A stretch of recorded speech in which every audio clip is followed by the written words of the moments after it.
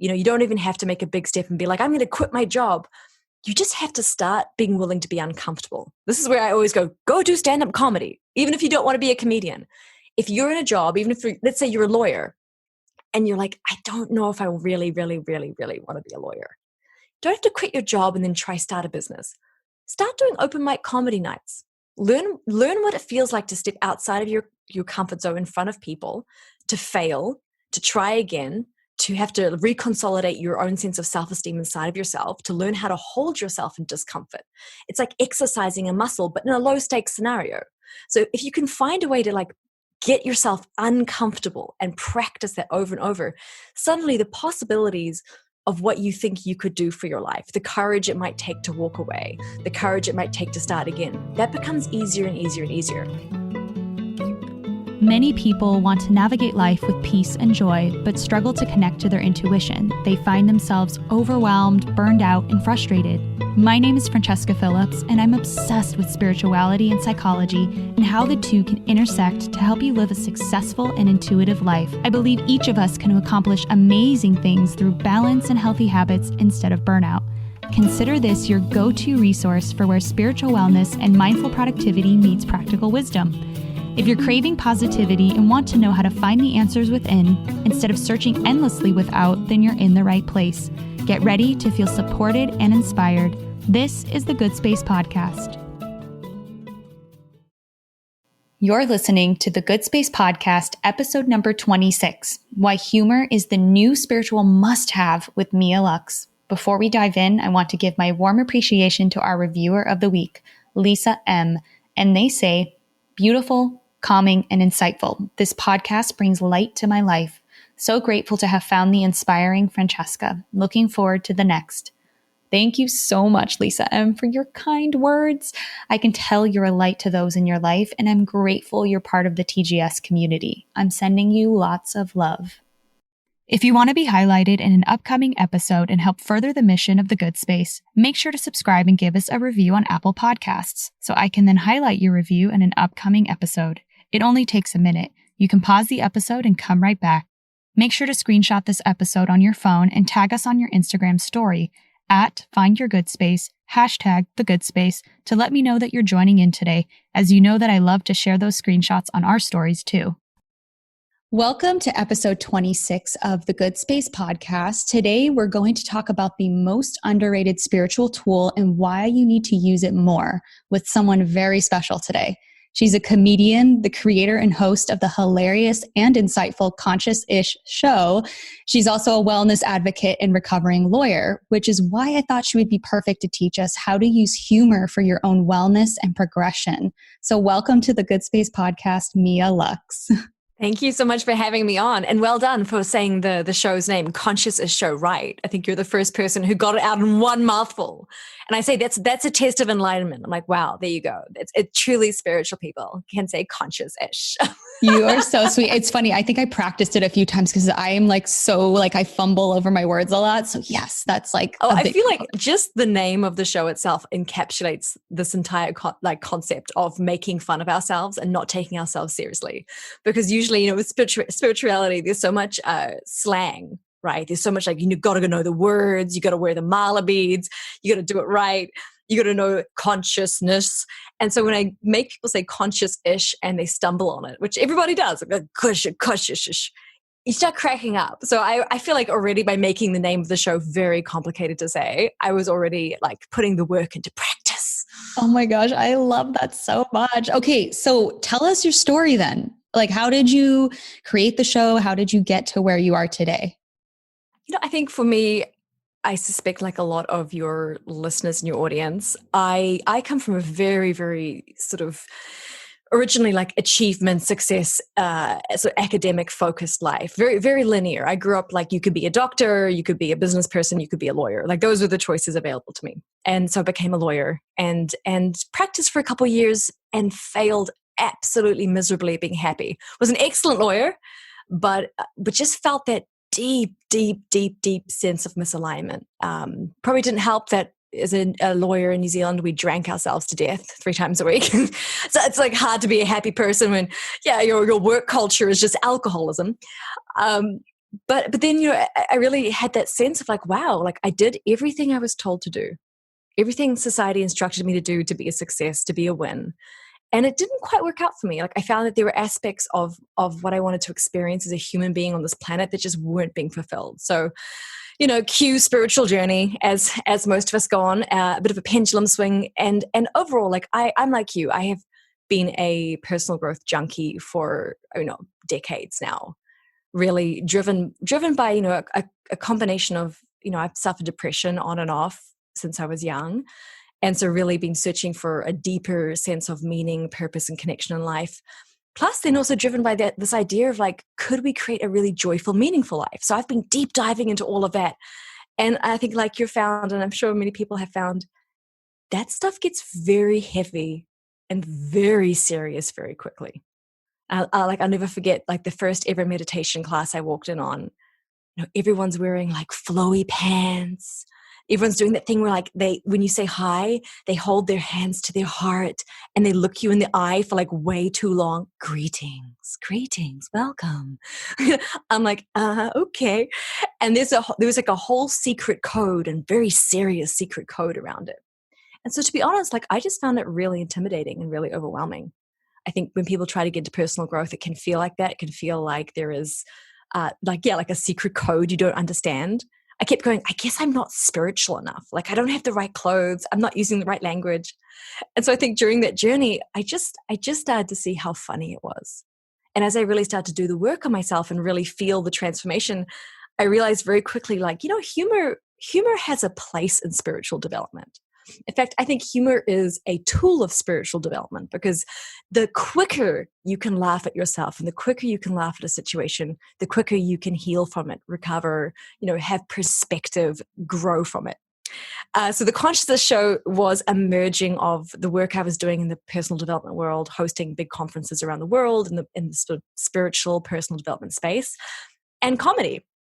And, I don't know if there's any comedians out there, but you'll get this. It's like comedy is a spiritual practice. Like any human being who's ever gone up on an open mic comedy stage and given it a shot, just been brave enough just to get up there and give it a shot, will know that it's like going to church. There's like a very deeply spiritual aspect about bearing your soul in such a vulnerable and sometimes painful way that's very humbling. So comedy was a spiritual practice, merging that with the wellness world, creating a show that's a combination of spirituality and humor was kind of like a natural baby, I think, in the end.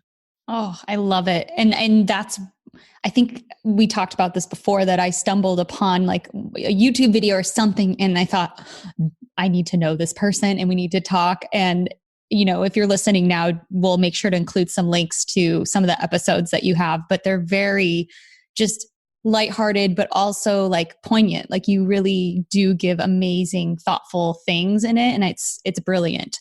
Well, I think think about humor. One of the things that humor does very effectively, which is why I think it's powerful, is that you can take on subjects that would be maybe more challenging just to take head on, like depression. I take on depression, sex, stuff that can be like a little taboo.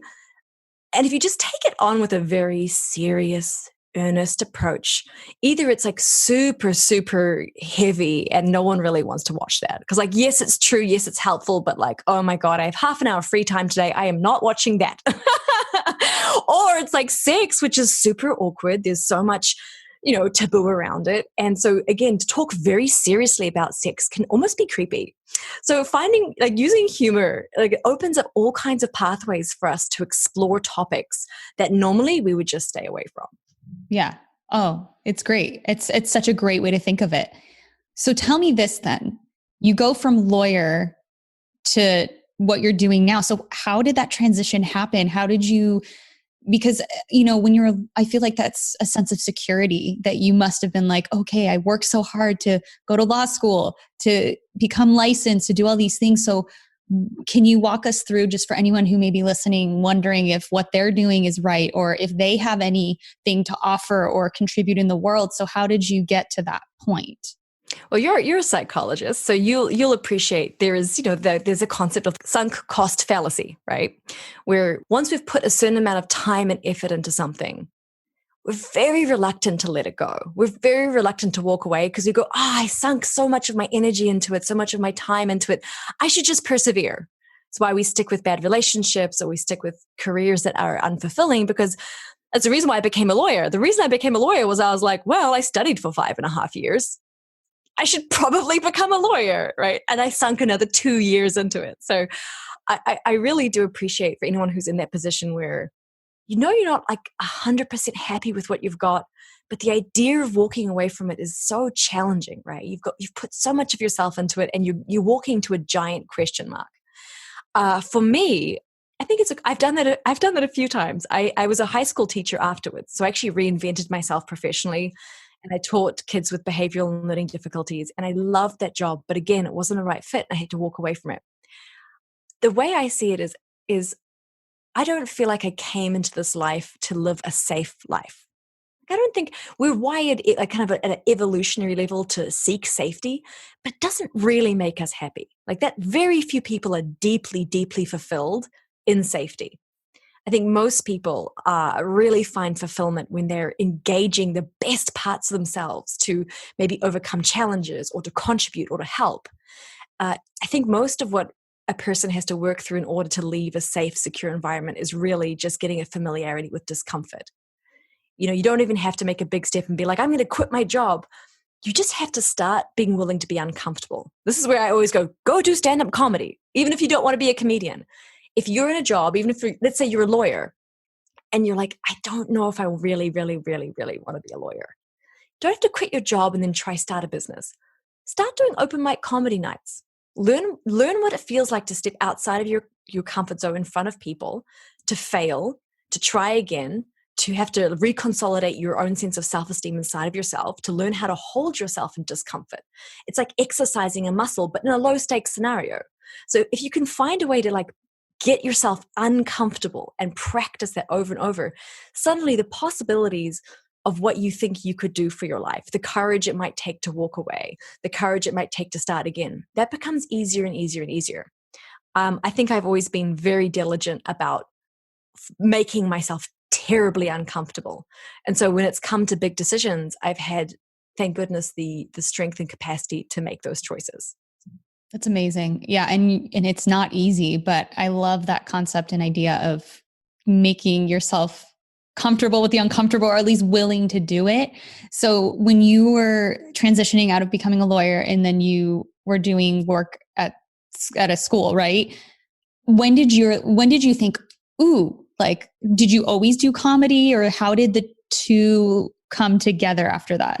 Like, how did the light bulb turn on? You're like, oh, this is what I need to be doing. My favorite thing about my story is that most of my realizations just come from cataclysmic failure. Like I really do feel that some people will sell a spiritual story like, I had a moment on a hill and there was a light. And for me, it's like I was on the floor crying in the dark. Like that was the moment. And I love that. Like I'm really at peace with the dips and the darkness of the journey. But for me, yeah, comedy, I was like, okay, I'm a perfectionist. In both of my previous careers as a lawyer, as a high school teacher, I had driven myself into the ground. I'd burned myself out terribly because of my perfectionism. No matter how well I was doing, I felt like I was failing. So there was some weird psychological dysfunction I noticed. And I was like, I have to figure this out. So I was like, okay, how does one learn how to fail? What is the best way to learn how to fail and to do it in a spectacular public fashion? Well, stand-up comedy. That's the answer. And so I remember driving down the highway. I still remember the moment where I was like, oh no, like I realized it and was like, okay, that's what we're doing. We're going to start doing stand-up comedy to learn how to fail. Wow. That's really powerful. I mean, and painful along the way, by the way, but good pain. Seriously, because I don't know that I would be brave enough to be like, how can I learn how to fail more? And I feel like that's really an incredible strength and talent that you have. So it's definitely inspiring me to rethink how I'm approaching certain things. If you think about your brain and when you have that fear response, right? Especially around social fear, the idea like, if I do this wrong, I'm going to get exiled. I'm going to get thrown out of the tribe and I'm dying. That fear is like a life or death degree fear. It paralyzes you. But most of the stuff that I know that I've been afraid about is so not even close to life or death. I'm having this very, very visceral physical reaction as if it is. So something like stand-up comedy helps to train your brain. Like you stand up in front of 20 people, you tell a joke and nobody laughs. Your brain goes, I'm dying. That's it. You're dead. They're kicking you out. You failed. You're over, right? And you do it again and you hold yourself through the moment. And then, like half an hour after your set, you're like, you know what? Like, I'm okay. Like nothing bad actually happened. It was a bit embarrassing, but I'm still alive. I'm still well. And it starts to like rewire your brain to a much saner level of fear response. I feel like over the last 10 years, I've learned how to distinguish between actual fear, like fear of things I need to be aware of, fear of things I need to be afraid of, and fear as just like a misaligned alarm bells around something uncomfortable. That's really great. So coming back to when you said you went to that meditation class and you thought it was a different language and people took it so seriously, what was it that I'm trying to figure out how to ask this correctly? Because I'm thinking like, what was it that actually got you into, mindfulness and consciousness and all those things? How were you able to get around that barrier, that obstacle? I'd say sheer desperation in the sense of, I say this often, but I'm like mindfulness, meditation have been literal lifelines for me. So I think for me, especially when I've been struggling with depression, I just felt like there wasn't another option. Like I pushed myself through the very strange awkwardness of these environments that I wasn't used to because I needed to find a way in. That's my main objection to personal growth and spirituality is like, I think it should be more accessible, right? I think there should be, like this podcast is a great example of an awesome avenue, which just makes it more accessible. I think so many people are wanting and needing that experience like I was, but the moment they come up against, like the kind of the barrier to entry, I guess, the kind of feeling of exclusivity or intimidating sort of behaviors or language, or even like our own judgments being like, oh, those are some hippy dippy people, right? If you're a professional and you're trying to go and learn how to meditate and everyone's oming and they're like, I'm along. It's like, I don't know what we're doing. This is very strange. See you bye, right? So but I think for me, I knew what I was doing wasn't working and I was really struggling and really suffering. And so I at some point just ended up kind of very humbly on my hands and knees, willing to try anything to figure it out. And then, very quickly, if you can push through whatever weirdness you have when you first start the stuff, I'm sure, as you know, working with the people who are in your audience, you start to feel the benefits. And I think once you have that very, very personal experience of sitting with yourself, having a sort of personal and visceral transformative experience inside of yourself, just, using your own tools, sitting with yourself, nothing dramatic, just like breathing with yourself, whatever, stretching with yourself, journaling with yourself, whatever it is that you get into. It encouraged me, and I think it encourages people to continue. So I think the barrier to entry is like, should not be what it is, because once you cross it, people go on their own little rides and they don't normally get off.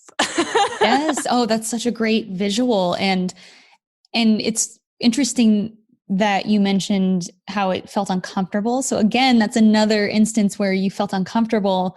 And I feel like what a blessing that you saw it as, I mean, granted, I'm sure you wouldn't want to feel desperate again, like needing it at that moment, but the fact that you stuck with it and you knew, okay, it's going to feel uncomfortable, but I'm just going to see this through and see how it can help. And my biggest hope is that anyone listening will feel that same way. Like, even if it feels a little uncomfortable, like my husband laughs at me when I for yoga. And I used to laugh too. Like when I first started, I'm like, this is so weird.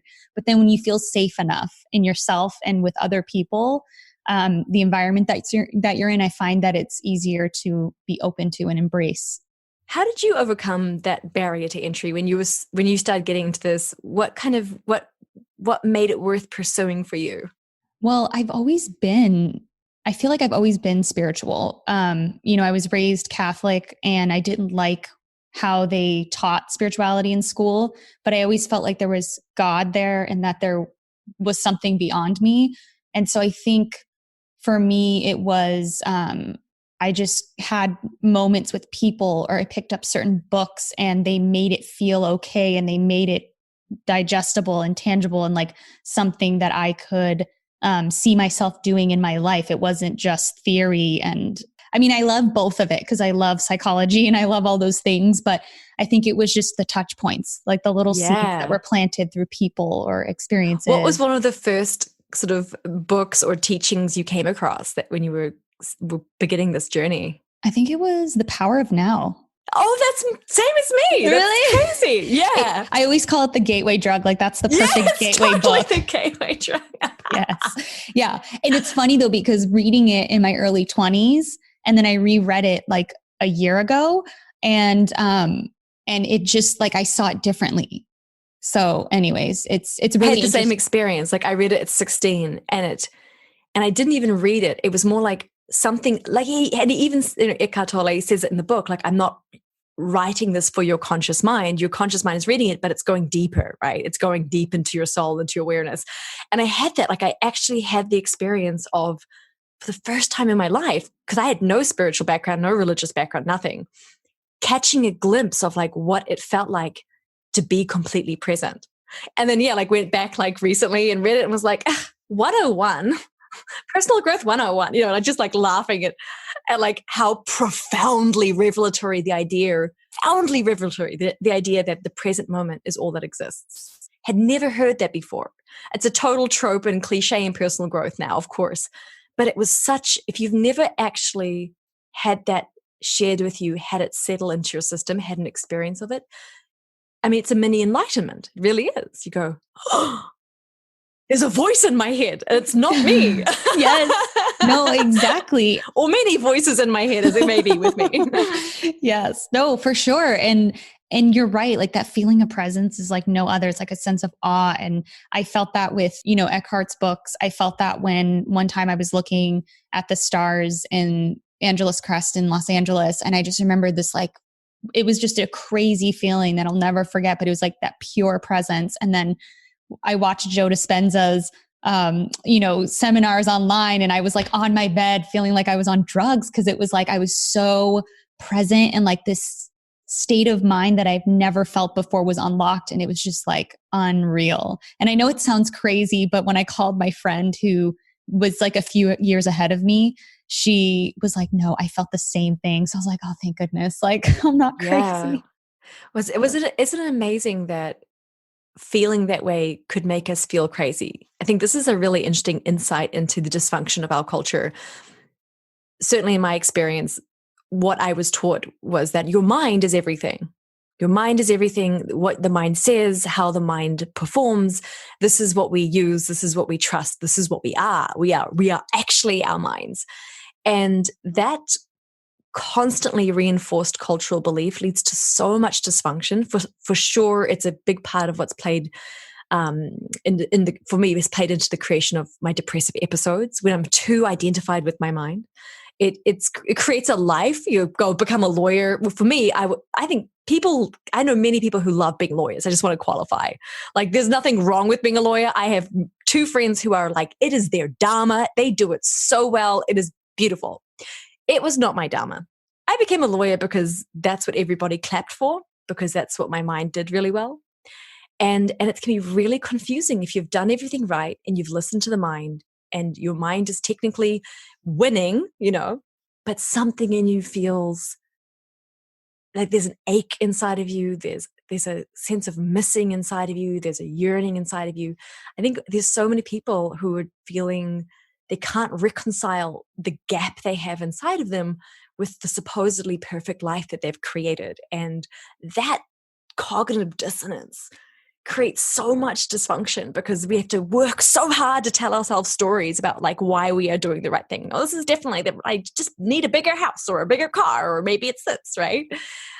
So I think just having one moment of experience like you were just describing, just one moment of having a truly present moment awareness can help break that entire cycle down and create a little bit of space for, I don't know, I guess I don't like the word evolution, but I guess I do feel like that's what our souls are doing in a way, right? Like a little space for a little evolution inside of us to just change things.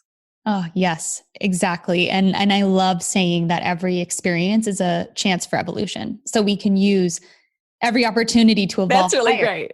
Yeah. Yeah. No, it's fun. So, okay. So what does your spiritual practice look like? How do you make sure you stay in that higher energy? And, has it evolved from when you first started to now? For sure. My first real foray into meditation was Vipassana, which was very intense and totally by accident. Vipassana, by the way, is, for those who don't know what it is, it's a 10-day silent retreat. You meditate for like 14 hours a day. There's no mantras. There's no visualizations. Very, very intense. I thought I was going on like a silent retreat where you could do art and read and write, and they confiscate everything off you at the door. And then you meditate for 14 hours a day. I hadn't meditated for 10 minutes in my life. It was, but by day 6, like my ego actually broke.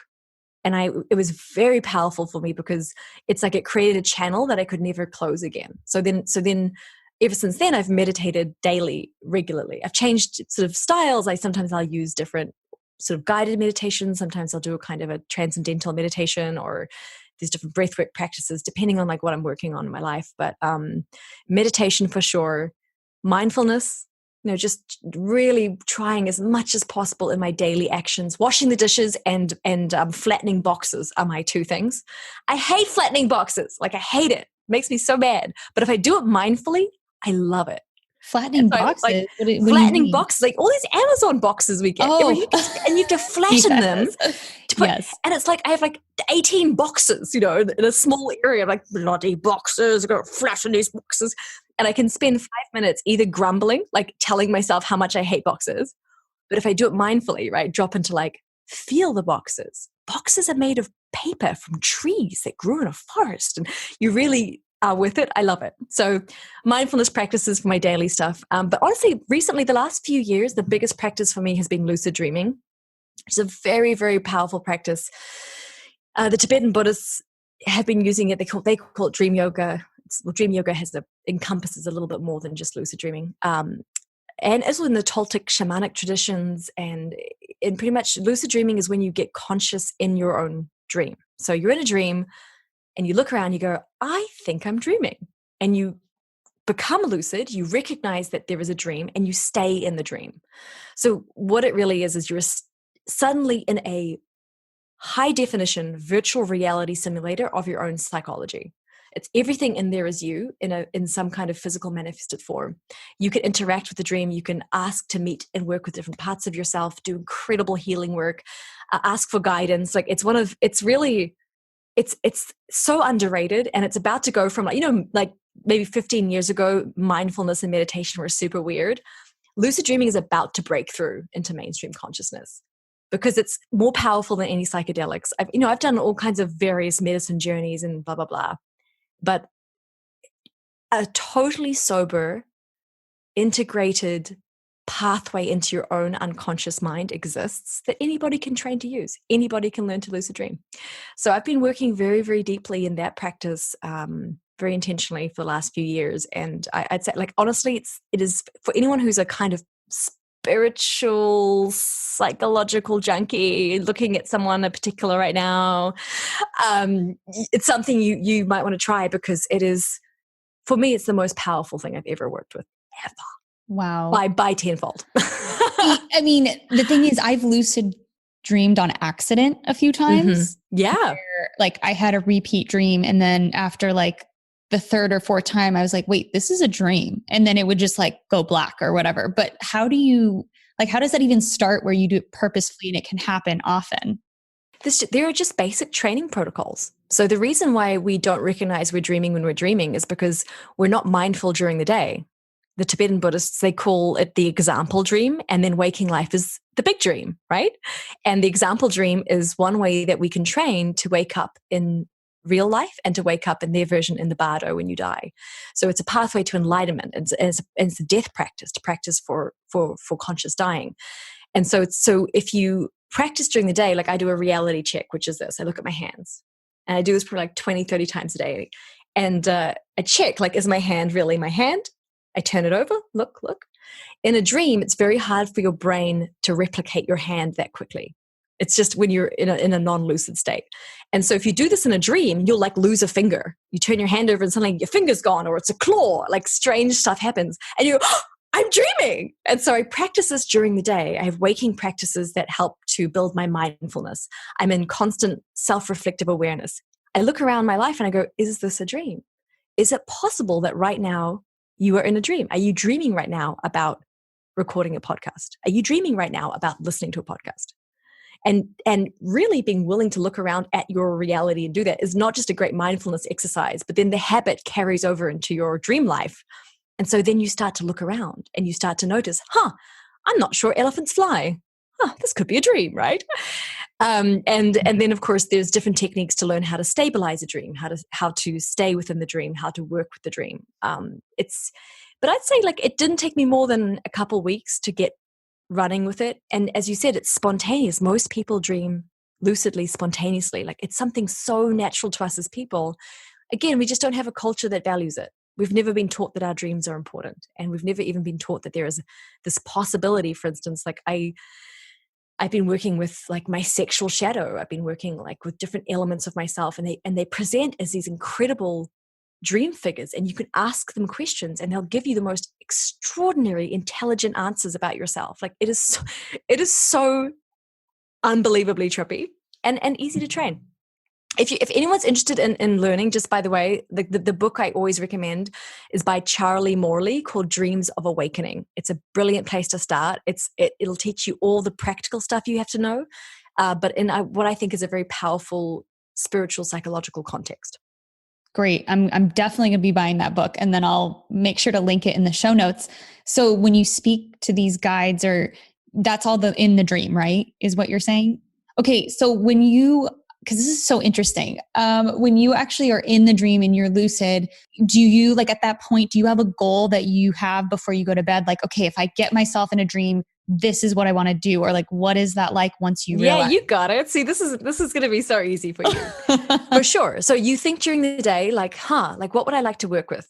Like I was having a lot of creative doubts. And so I was like, you know what? I want to work with my shadow of a doubt. Like, you know how you say, like, I don't have a shadow of a doubt. I was like, I have a shadow of a doubt. I was like, okay, so let me work with my shadow of a doubt. So I got lucid in my dream. I remembered my plan and I called out, shadow of a doubt, come to me. And the dream is so beautiful, so responsive. Like your own unconscious mind wants to work with you. It wants to integrate together. Like it really does. And so usually I'll call it out, and then very quickly you'll see the figure. It will emerge from somewhere. Sometimes it just appears. Sometimes it comes around a corner. And they're always so beautifully, symbolically accurate of whatever your thing is. Like for me, it was a little group of people, like 6 people, and they were all back to back, and they were like shuffling like a little military unit. And they're all like mumbling to themselves, like curmudgeon-y, kind of scared kind of people. And they were very defensive, moving together. And I went up to them and I said, are you my shadow of a doubt? Like, yes, yes, yes. And they had New Zealand accents, which is interesting because my experience of New Zealand is something called tall poppy syndrome, which is everyone there wants you to be safe and not stand out. And the main woman of this little group, I asked her, like, what do you want? And she goes, oh, I just want you to be safe. I don't want you to take big risks. I just want you to take little tiny steps. Don't put yourself out there. And she was this voice of like scared reason. She was this like, and I saw her as this, she was a very frumpy kind of little nagging woman who just lived a very small life and had very small ideas and just wanted to be safe. And I said, thank you for looking after me. And she cried, and I hugged her and I integrated her with full love, full friendliness, full acceptance. And after seeing that my shadow of a doubt was not some deep, wise, like being, like when I heard the voice in my head be like, could you really do that? Is that a bit this? Is that a bit that? This isn't deep wisdom. This is some small, sad part of my psyche who's just neurotic and worried. And like after seeing that in my dream, I was like, I can't take that voice seriously ever again. It's like so liberating to actually get the chance to meet and see, talk to, question, accept, forgive parts of your own psyche. I mean, like, it's wild. It's wild stuff. That is wild. And wow, I'm like, my world is being blown right now because I had a dream fairly recently where there wasn't any talking that I can remember, but there was a little girl and I was holding her hand and she was like nervous and scared and worried. And by the end of the dream, I was like holding her and trying to soothe her. And when I woke up, I was like, like a big weight had been lifted. And I was like, that's me. That's my anxiety. And like, I soothed myself and like, just like the light. So I feel like, oh my gosh, I need to, I want to do this because I've been having like little glimpses of what you've experienced. And that's just, and I didn't know how to put a name to it or to like understand it. So, and the cool thing is that even if you're someone who doesn't remember your dreams, I hear a lot of people go like, I don't remember my dreams. I don't dream. That's just because people aren't used to it. Right. So, and even if they can't remember it, this stuff is still going on inside of us every night. And it's every night of our lives. Like I always laugh, we've got this in the spiritual personal growth world, everyone's working so hard and trying to make an extra hour in the day for meditation. And I'm like, hey, you have like a good 2 hours of REM at night, which is your dreaming cycles. There's great work that could be done in there. Trust me. It's like bonus hours, It's great. It's great. All right. We're all going to start this now. Everyone listening, let's do this. Okay. So I'm going to like switch the topic just a little bit because I really am curious about, well, first of all, your creativity. I want to know how you create your episodes or anything that you're creating that mixes consciousness and mindfulness with humor. Like, how does that process work for you? And yeah. Not in a linear fashion is what I've learned. The lawyer in me thought that, if you're doing something, you start on Monday, you work for an hour on Monday, and then by Friday it's done, right? I've learned that for me, certainly creative work is a spiral. So the way I usually write something is like a brain dump. Like I first start, I think about something that's important to me, something I've struggled with. I usually pick stuff that I've struggled with because I think it's important to speak from some sort of experience. And then I just dump out all the ridiculous things I think about it, all the ridiculous experiences I've had about it. There's an amazing treasure trove in all of us. Even if you don't say you're creative, I bet you, if I gave you a topic, I said, okay, sex, write down the craziest things you've thought about sex, the craziest things you've ever experienced to do with sex, you would end up with a list that you were like, oh, I could write a Netflix special around this. Like there's so much in us as humans and in our experiences. So I brain dump, and then I'm like a very much of the Elizabeth Gilbert big magic club of just showing up and doing the work. So I just show up each morning and I just write. And even if it's crappy, it's fine. I just keep going and going and going. So diligent work is the creative process for me. Like I feel like for the shows, for instance, pulling together the concept, it takes a moment. So for each show, we were on a very, very intense schedule. We were filming a show every 10 days, and they're live shows. So they're filmed in front of audiences, which is intense, doing like audience and video. It's like the Daily Show meets the Dalai Lama, right? So it's like, but really just having that diligence. I do think creativity really thrives with committed structure, which is kind of counterintuitive, right? We often think to be creative, I need to be like a late night drunk who sort of bleeds onto the page and a tortured artist. And I do not work well like that. I work well if I'm in bed at 9 o'clock at the night. I don't drink. I wake up at 7:30 and I get a coffee and do my work. It's the most unglamorous form of creating, but I found for myself the truth of what you try and create through comedy, right? You're trying to circle around the truth in a funny way. It requires a degree of consistent consciousness to do it. That's what I figured out. It's not bursts of brilliance. I don't think that is really the way forward in terms of the modern creative soul. I think it's this consistent, curious, playful, committed work ethic. Yeah. Yeah. And as Stephen Pressfield talks a lot about that, where you just show up, you act like a professional. I loved your thing on his distinction with the amateur and the pro. Yes. Yep. It's so powerful. Yes. It changed everything for me. And you're right. It does feel counterintuitive. And so I guess then my question is, because you are doing your due diligence and you have your process and you show up every day. And I am the same way. I don't drink. I like to go to bed early, like girl after my own heart, totally with you. So how do you make sure that you stay humorous or that you stay playful? Is that just like a natural thing about you that you kind of gravitate towards? Or I guess I'm asking for people like me and other people who are struggling with perfectionism or have struggled with it. How do you get that balance and that humor in your life? Again, it comes down to a practice of self-awareness, right? There are many times where I get sucked into my own nonsense and I take myself very seriously. And I have a very good test. Like if I'm upset about something, it's because I'm taking something very seriously. Usually myself. I'm taking myself very seriously.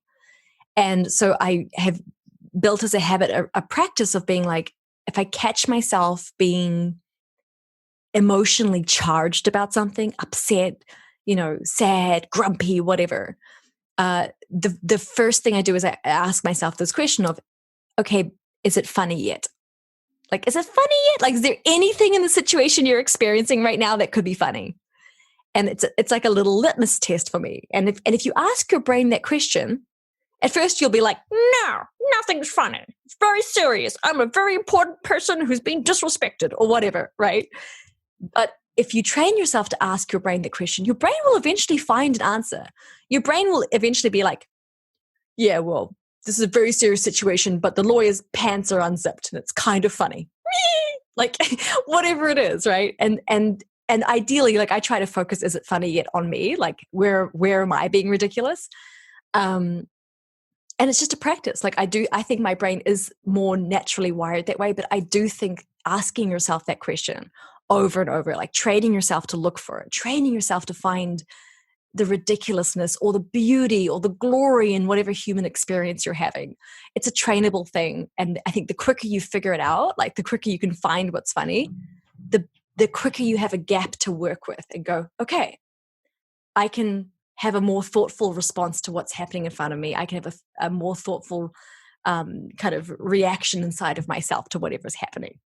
I think that's really, really powerful that when you ask yourself, is this funny yet? You're doing it with the purpose of seeing a potential, of seeing a possibility, because when we're scarce and like angry and in the negative emotion, we cut off all possibilities. So it's almost like looking for humor opens that door again for you to have the possibility, and then you can handle it from a more like aligned and centered place. Yeah. And just from a kind of like the basic neurobiology of humor, like if you look at there's so many gorgeous studies done on this now. When you laugh, it changes your neurochemistry. Like it literally gets you out of fight or flight.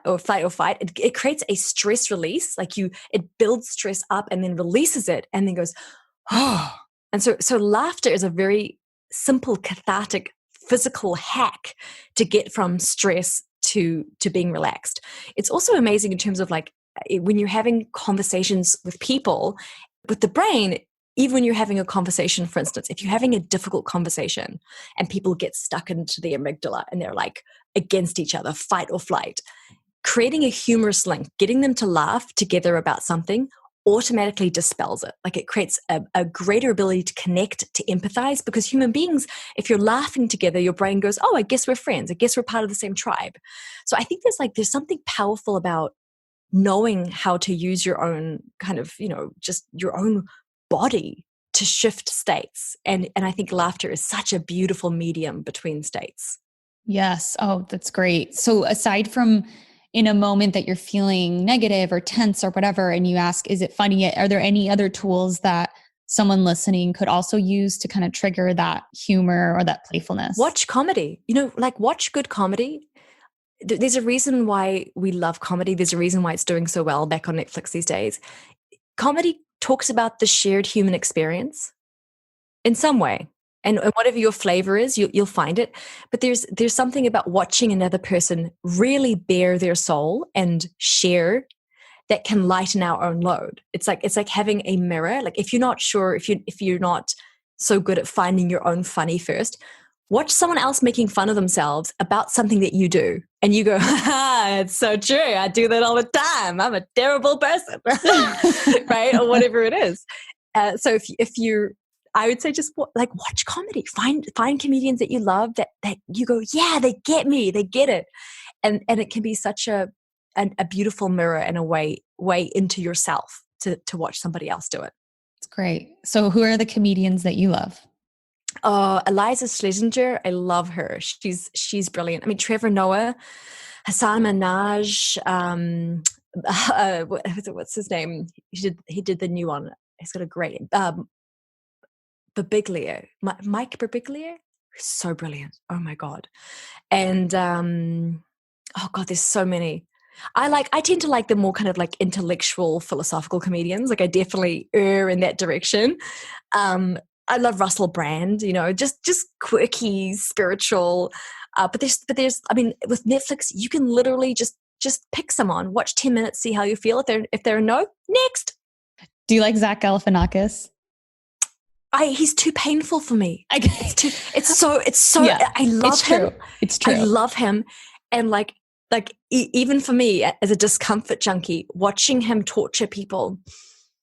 I'm like, he's brilliant, but it's so painful. No, it's true. You're so true about that. But my husband loves that. He loves the awkward, painful humor, like Curb Your Enthusiasm. He is there for it. I cringe. Like I can't handle it. But Zach Galifianakis, that's too painful for me. Oh yeah. But Masterminds lost it because the characters that him and Kate McKinnon created, I loved it. I thought it was brilliant. So that's great. I'll take that as a recommendation because I haven't actually watched that one. Oh my gosh. I hope that you actually like it. I will try that. I think it's more just like the way that they develop the characters. I just lose my crap because Kate McKinnon playing a hick in the middle of nowhere is literally my favorite thing ever. Like it's because of that movie. I love her now. All right. Yeah. So you'll have to let me know what you think. So what books are you into right now? Books right now. I do a lot of lucid dreaming reading. So apart from that, I actually just read Overstory, which is a beautiful novel. It's actually I highly recommend it because it's not actually about people. It ends up being about trees, which is it won the Pulitzer Prize. It's a beautiful, beautiful story. And actually just got a book. What is it called? Oh, I'm actually trying to read up on business. I'm trying to strengthen in the other direction right now. So unfortunately, my reading list is a bit boring. But yeah, Overstory. I would say that's the most interesting one I've read in the last month. Cool. Well, thank you. Yeah. Okay. So before we sign off, is there one thing that if someone walked away with from our conversation, you would want them to walk away with? Yes. Two things. Discomfort. Make really, really good friends with discomfort. Like really yeah, oh, I'm so uncomfortable right now. And a great way to do this is humor by have someone you can tell the story to. Be like, hey, this is really uncomfortable right now. But when I get back and I talk to my husband or my wife about this, it's going to be so funny. When I tell her what's happening right now, we are going to laugh so hard. That little dynamic, if you can nail that, go have uncomfortable experiences and have someone great to come back to and tell them in a funny way, that will not only strengthen your discipline around being willing to try new things, being willing to walk away into the unknown, but it's going to really work out your humor muscle too, finding how funny stuff can be that's happening to you in the moment and afterwards. That would be what I would say. Go do it. Try that. Great. Oh, I love it. Oh my gosh. I feel like we could have 10 more conversations. Forever. It's talk forever. I know. Seriously. Thank you for everything you shared. Where can people find you online? Yeah, you can find me. If you want to watch the show, there's 6 episodes up on consciousish.com, or you can find me on Instagram, mymialux. Great. And we'll make sure to link those in the show notes. Great. Well, so thank you so much for having me on and for chatting. Mia, thank you for coming on. I'm so excited that we had this conversation. Now it's time for an affirmation. I know humor is the quickest way to manifest my desires. I am committing right here and now to see the fun in every situation. If you found today's tips inspiring or thought-provoking, share it right now on social media and make sure to tag me at Francesca A. Phillips or at Find Your Good Space, and also weigh in the comment section at findyourgoodspace.com. You can find links in the show notes. And if you have a spiritual or mindfulness problem that you want me to unpack on an upcoming The Good Space episode, or an awesome manifesting story you want to share, give my podcast phone line a ring right now at 917-719-0867. Also, don't forget to download my free morning routine guide. It's what helped me reduce my anxiety, increase productivity, and so much more. The link to everything I mentioned is in the show notes. See you soon.